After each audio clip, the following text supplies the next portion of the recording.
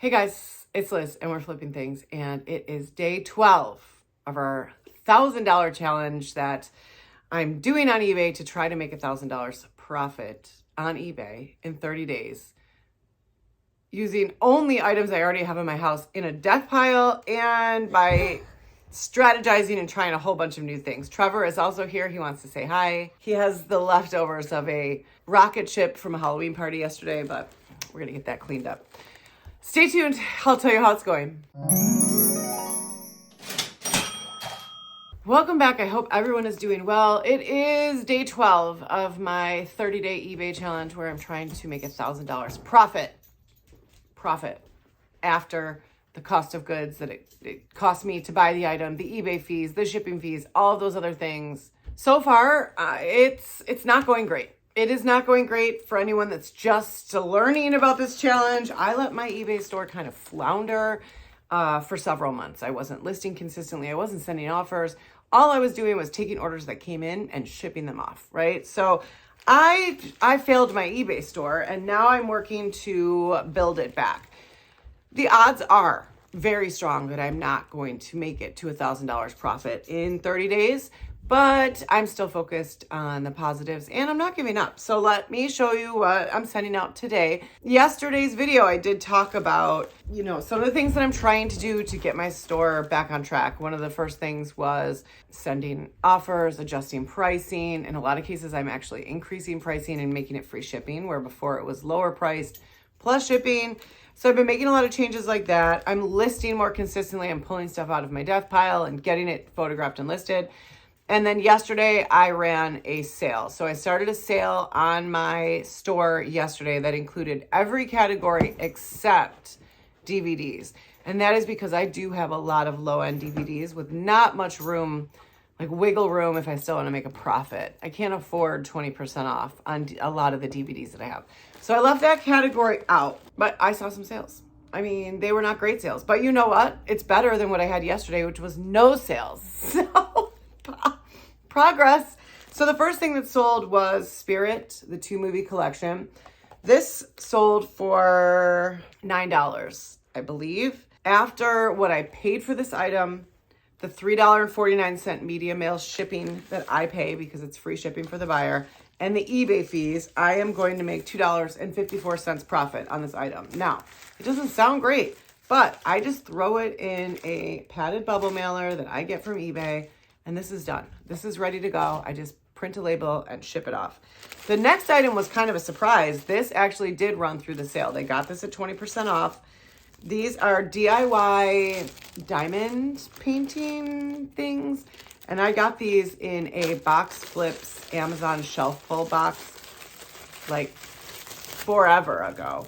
And I have them selling individually, but this person actually bought one of each. So I'm going to send it to him just like this. I'm selling them individually. There's like a lake scene and a sunset scene, but the buyer actually picked up 2 of these, and my total profit on these after I ship them out, and these are going to go in a poly mailer. It's not my favorite for these, but they don't fit in any of my bubble mailers, and they're not real fragile. I don't want them to get bent, of course, but I am probably, truthfully, going to take some eBay tape and really tape this off so they're getting a package that more looks like this. But pretty sturdy. I might be making a mistake by not putting it in a box, but anyone that knows me knows I'm going to avoid putting anything and everything in a box if I don't have to. It's just not my jam. And my profit on these 2, so they actually purchased one and then they purchased another, and they're paying shipping, winds up being $6.24. So my total for today, my total profit after what I spent on the item, the eBay fees and the shipping fees, is $8.78. Now, almost $10. If a person was to make $10 profit every day, that's $300 a month. That's not bad. You know what I'm saying? Like, most people would very gratefully and happily take an extra $300 a month that they can put towards bills, a car payment, groceries, gas. There's a million things that an extra $300 would really help with, take an edge off of. So it doesn't seem like much, but when you think about this kind of sale over a period of a month, it's okay. It's okay. So here's the embarrassing part. What is our grand total now on day 12? Trying to make $1,000 profit on eBay. My grand total in profit on day 12 is $133.49. So, I mean, guys, we're like practically there, you know, like it's not going well. It's not going well. I mean, I need really a miracle to get to $1,000 at the end of this month's challenge, but I'm not giving up. So I started the sale. We did have 2 purchases from the sale, so that's positive. I am running the sale for 10 days, which is a little longer than I like to do. I don't know. Tell me if you guys run sales. And I had a lot of comments in the last video talking about how the sales went for people. I know there's that like urgency at the end of a sale where it basically tells a buyer that it's on sale, and it tells you how much longer you have to purchase that. And it creates that sense of urgency, like you need to get it before the sale ends.